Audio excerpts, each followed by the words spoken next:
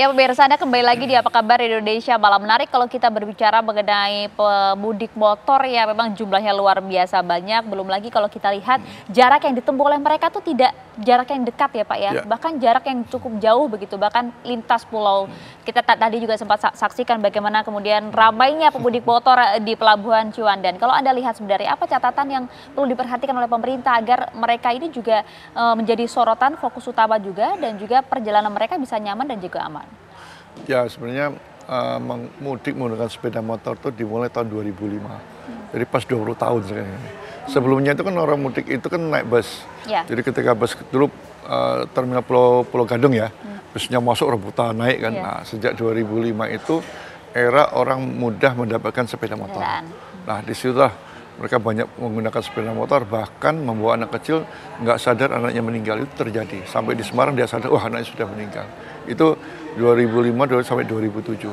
Nah mulai itu sudah mulai berkurang mereka bawa anak-anak ya jarak-jarak pendek, tapi masih ada lah ya jaraknya enggak tidak. Jadi itu perjalanan, tapi sekarang tidak hanya di Jawa, tapi bahkan sekarang ke luar Jawa, luar pulau, terutama dia ke daerah Lampung.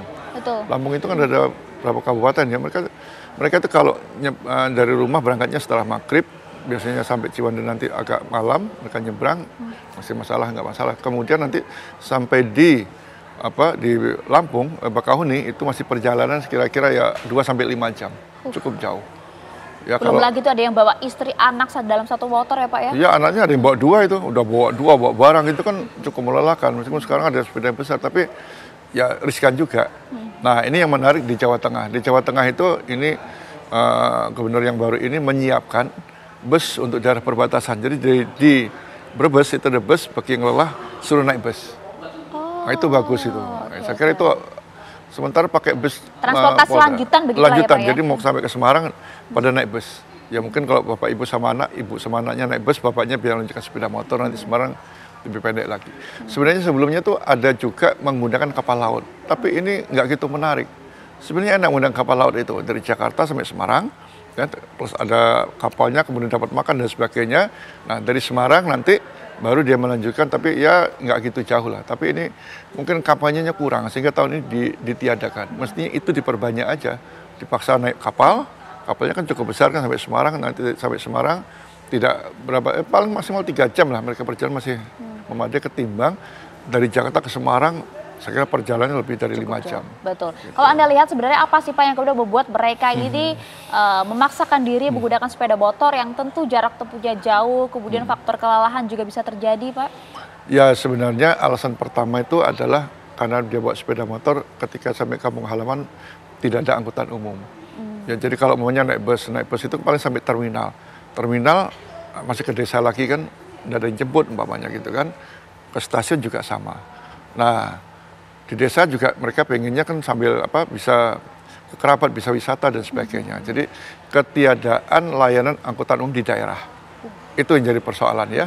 Ya kalau kita lihat di Jakarta itu kan sekarang kota Jakarta masuk 20 kota di dunia dalam penyediaan angkutan umum. Ranking ke-17 bagus lah. Artinya di Jakarta kalau kita keluar dari hunian manapun nggak sampai 500 meter mesti dapat angkutan umum. Di daerah tidak seperti itu. Makanya kita harus mulai berpikir kalau seperti itu kan nggak mungkin lah bagaimana menyediakan angkutan sampai ke daerah. Nah itu dia, langsung saja kita tanya ke Pak Yani, ini bagaimana Pak Yani kemudian untuk memfasilitasi itu angkutan layanan umum di sejumlah daerah terutama di pedesaan Pak Yani? Ya tadi saya sudah sampaikan ke sebelumnya bahwa salah satu kenapa masyarakat juga tetap menggunakan sepeda motor.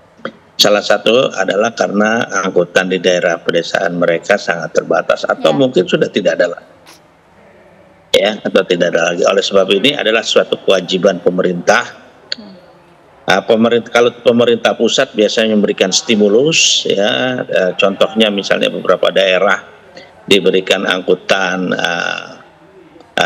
BTS by the service ya sebagai stimulus untuk pemerintah daerah untuk menyediakan angkutan umum yang lebih baik.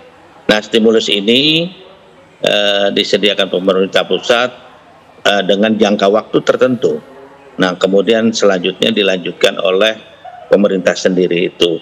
Nah saat ini sebetulnya pendanaan untuk layanan angkutan umum sudah dipersiapkan Baik, melalui Bapak. dana dari Mohon maaf pajak Pak Yani, kendaraan. kami tahan terlebih dahulu. Ini ada Siap. pernyataan yang akan disampaikan oleh Kapolri Jenderal Listio Sigit Prabowo. Tadi bagaimana kemudian hasil tinjauan dari Kapolri Jenderal Listio Sigit Prabowo yang menyatakan bahwa memang selain fasilitas dari kereta, kemudian juga kenyamanan dan juga ketepatan waktu, ini menjadi pilihan dari para pemudik dan masih tetap dijaga hingga saat ini. Tapi tadi yang menarik disampaikan Pak Joko bahwa informasi terakhir yang didapat oleh Pak Kapolri, ini ada potensi hujan ini pada hari ini dan juga esok hari di sejumlah daerah seperti Jawa Tengah dan juga di Yogyakarta.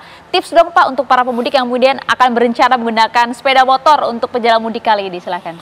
Ya, yang jelas bagi pemudik sepeda motor maksimal 1 jam untuk beristirahat ya. Apalagi ini ya kita lihatlah masih ada jalan yang berlubang, jadi harus berhati-hati. Ya kalau malam hari kurang penerangan jalan itu malah menjadi lebih perhatian lagi. Artinya jangan memaksakan diri lah ya. Ya kalau masih bisa meneruskan silakan. Kalau tidak tadi sudah disebutkan cukup banyak tempat-tempat untuk istirahat itu digunakan saja. Jadi jangan memaksakan diri, yang jelas jangan sampai lelah, ya itu bisa merubah konsentrasi dan kita hindari kecelakaan di jalan. Baik, itu yang juga kita harapkan. Pak Yadi terakhir, titik rawan mana saja Pak yang kemudian bisa dihindari oleh para pemudik Pak? Titik rawan ya tentunya daerah-daerah rawan kecelakaan yang memang sering terjadi kecelakaan. Kita punya beberapa titik black spot untuk pemudik, dan yang paling utama adalah tempat istirahat ya. Tempat istirahat juga menjadi titik kecelakaan. Jangan berhenti di bahu jalan ya, jangan berhenti di bahu jalan atau di sisi luar dari rest area. Ini sangat berbahaya.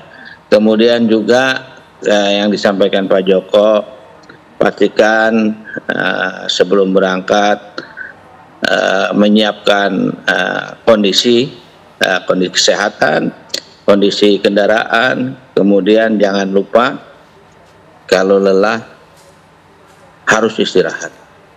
Lelah nggak ada obatnya. Betul. Obatnya istirahat. Nah, jadi kalau lelah istirahat.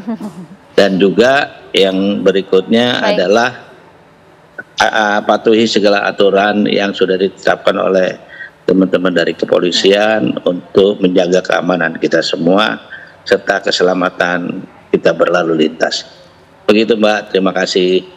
Ya, baik Pak Yani, terima kasih banyak atas informasi dan juga tadi himbauannya kepada para pemudik motor ya. Semoga kali ini baik itu yang menggunakan motor maupun juga kemudian kendaraan roda 4 maupun mobil maupun kendaraan transportasi umum, harapannya mudik dengan selamat, nyaman dan menyenangkan sampai rumah bertemu dengan keluarga. Terima kasih banyak Pak Joko Setiawarno telah bergabung bersama kami, dan tadi ada Pak Ahmad Yani bergabung bersama kami. Itu tadi diskusi kita kali ini, Vena Kintan.